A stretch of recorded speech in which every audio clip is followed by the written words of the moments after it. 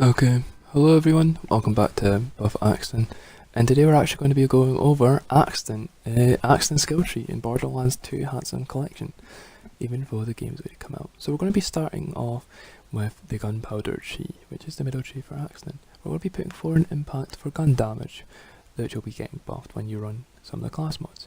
Now we're only putting 1 in expertise, mainly for the weapon swap speed, but obviously aiming down sights movement speed is better. But we're also going to be going into Metal Stalker's kill skill for 60% fire rate. Now we're putting Battlefront because of the grenade and gun damage again. Now we're getting the longbow turret mainly for survivability as to go along with Battlefront. Now we're getting steady for grenade and rocket launcher damage. Now we're going into do or die because obviously you can throw grenades in there, so more grenade damage and more rocket launcher damage, which will help us a lot. Now we're going into the Gorilla tree. The Gorilla tree is also the one that we're only completed, so we're going to be putting 5 into Sentry because as you can see we're completed, so we're going to be putting more slag onto the enemies around us, which will help us in OP8. Now we're putting ready for reload speed, and obviously with some class mods that can be buffed up to 80% from 40%. Now the next one we're going into is Willing. Willing will help us a fair amount with recharge rate and recharge delay for survivability. It can maybe put, for example, the Sham down to maybe a 0 point something. Now we're going into Able. Able is just to help us with regeneration. Obviously, as you can see, it's only duration of 3 seconds, but it can also increase. It increases to 1.6. Now we're also just going to put into the more rockets because the more rockets we put on, the more slag. Also, not really needed. Basically, just for movement speed and gun damage, which isn't the best. Now 5 Grenadier, which is perfect because this is mainly a grenade build, as you can tell by how I'm saying. We're putting 0 into crisis management and double up for the slag chance. As you can also see, it does more damage to people who aren't slagged as well, so it will really help us in the OP levels, as this character is played for OP. Now we're going into survival tree. As you can see, none in health because we don't need health in OP8.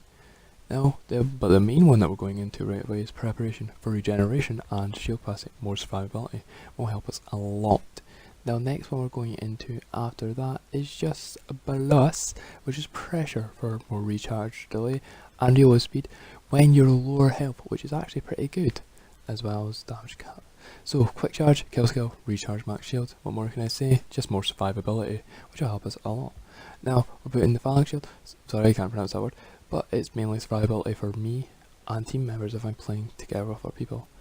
Now we're going into, I can't pronounce that one mainly, but it's just because the status effect duration will go off us, that's negative 60%. The max health is the really bad part. Now Maglock is just for more survivability for a turret. So now we're going to go into the weapons I like using and for this build. Now obviously you'll see a double penetrate unkept hard. Now we're going to be putting an ogre. Now as you can see, casual ravager, perfectly. That's perfect parts off at the top of my head.